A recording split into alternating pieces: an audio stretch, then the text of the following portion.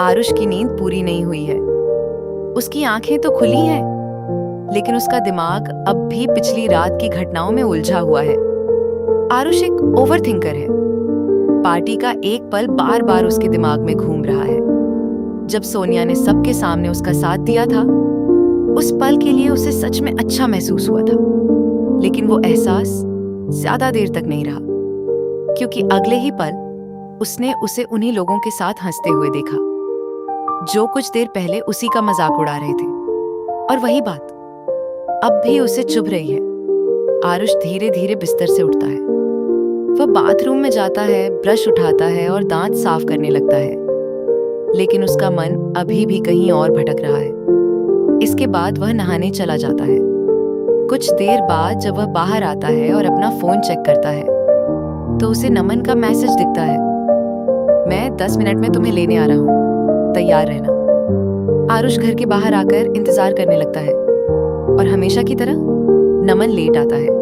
नमन आते ही कहता है, सॉरी भाई। लेकिन आरुष बस इतना कहता है, कोई बात नहीं, चलो। कुछ ही देर में वे दोनों कॉलेज पहुंच जाते हैं और कैंपस में एंटर करते हैं। लेकिन क्लास में जाने के बजाय नमन आज बंक करने का फैसला करता है। वह पूरा दिन आरुष के साथ कैंपस में बिताना चाहता है। नमन मुस्कुराते हुए कहता है, चल मूवी देखने चलते हैं। आरुष भौं उठाकर पूछता है, कौन सी मूवी? फिर कंधे उचकाते हुए कहता है, वैसे भी मुझे फिल्मों में ज्यादा दिलचस्पी नहीं है। जब वे दोनों अभी सोच ही रहे होते हैं कि क्या करें, तभी अचानक आरुष का फोन वाइब्रेट करता है। एक अनजान लड़की का मैसेज में लिखा होता है, हाय आरुष, मैंने तुम्हारा कमेंट मेरे प्रोजेक्ट पर देखा जो मैंने ऑनलाइन पोस्ट किया था। इसका मेरे लिए बहुत मतलब है। आरुष हैरान रह जाता है। वह फोन की स्क्रीन को घूरने लगता है और सोचने लगता है, ये लड़की कौन है? कुछ देर बाद लड़की एक और मैसेज भेजती है, कुछ आसान सवाल, तुम कहाँ से हो? तुम क्या पढ़ते हो? तुम इतनी रात तक जाग क्यों रहे हो? आरुष एक एक करके जवाब देने लगता है, मैं इंडिया से हूँ, मैं मेडिकल स्टूडेंट हूँ और यहाँ रात नहीं है, दोपहर है। तभी अचानक उसे कुछ एहसास होता है, अगर उसके यहाँ दोपहर है तो उसके यहाँ रात होगी। अब बात साफ हो जाती है। आयशा किसी दूसरे देश से है, एक बिल्कुल अलग टाइम जोन, मीलों दूर। लेकिन बातचीत जारी रहती है। आयशा उसके जीवन के बारे में सवाल पूछती रहती है, सिर्फ जिज्ञासा से नहीं बल्कि सच्ची दिलचस्पी से।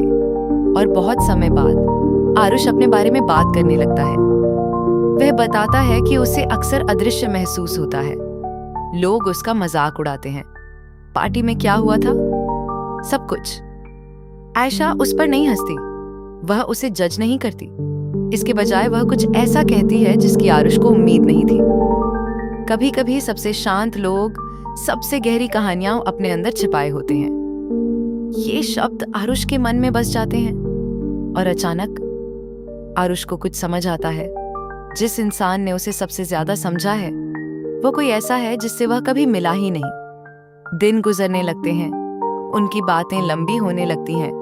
Late night chats, music share करना, छोटे छोटे मजाक, और धीरे धीरे आरुष फिर से मुस्कुराने लगता है। उसकी दिनचर्या बदलने लगती है। हर रात वह उसके मैसेज का इंतजार करता है।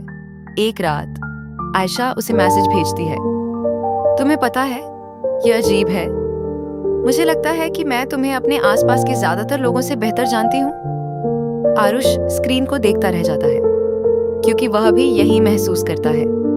लेकिन उसे समझ नहीं आता कि वह ये कैसे कहे। ऑफलाइन जाने से ठीक पहले आयशा एक और मैसेज भेजती है, शायद किसी दिन हम असल जिंदगी में मिलें। आरुष उस मैसेज को देखता है और चुपचाप मुस्कुरा देता है। कभी कभी जो लोग चुपचाप हमारी जिंदगी में आते हैं, वही सब कुछ बदल देते हैं। और कभी कभी दूरी लोगों को करीब नहीं लाती, वह यह परखती है कि उनके दिल कितने मजबूत हैं। और यहीं से आरुष की कहानी सच में शुरू होती है, एक ऐसे मैसेज से जो किसी ऐसे इंसान से आया था जो मीलों दूर रहता है।